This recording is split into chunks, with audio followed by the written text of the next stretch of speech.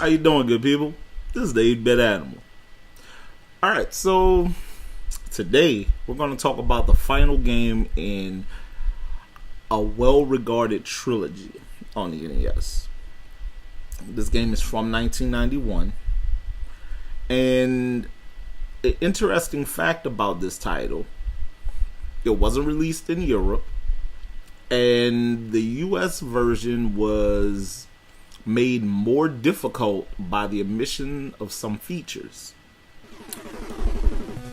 So today we're talking about a title that saw the end of one trilogy,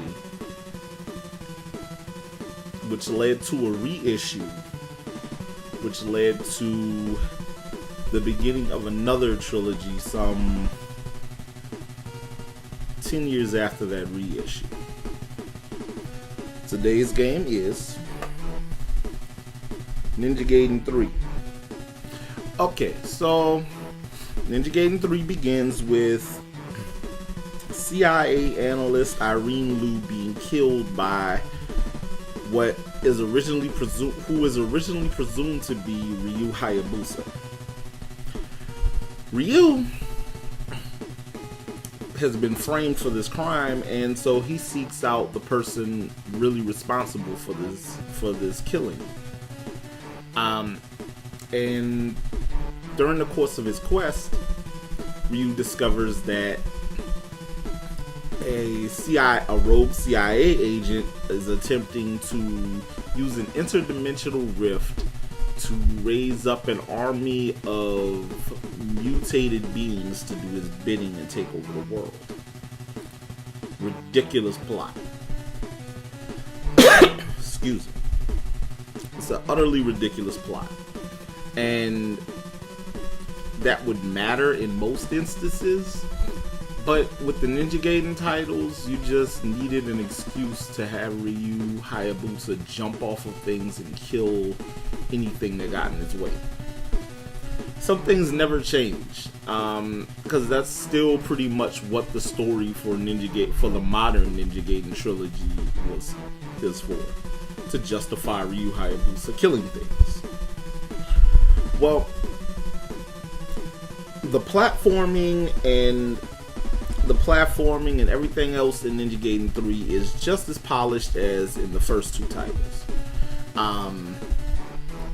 There were a few more power-ups added to the mix in this game versus the first two titles. And something that really kind of left me a bit confused, especially in the wake of what Nintendo decided to do with the release of Mario 2. Apparently, Tecmo deemed that the game needed to be harder for the American audience, so we didn't get a password save feature in our version of Ninja Gaiden 3. We had limited continues. I believe you only get 5 continues in the game. And enemies were decidedly more difficult as far as patterns and things like that, and the number of enemies on screen. So the game was decidedly more difficult for the American audience than the Japanese audience. And the European audience just didn't get the game until the Ninja Gaiden trilogy reissue came out in 1995 for the Super Nintendo. As far as gameplay, like I said, this game is just as good as the first two titles. Ryu is a little more mobile because he can, not on some platforms, he can climb hand over hand horizontally on those platforms and pull himself up, as well as continuing to be able to climb platforms, climb walls, a feature that was introduced in Ninja Gaiden 2. There are also some improved effects as far as the cutscenes. The cutscenes are more polished in Ninja Gaiden 3. And by this point, they were pretty commonplace in a lot of other games, so they kind of needed to be more polished. all in all, Ninja Gaiden 3 is a pretty good game. I wouldn't say it's the best of the trilogy. That'll be Ninja Gaiden 2.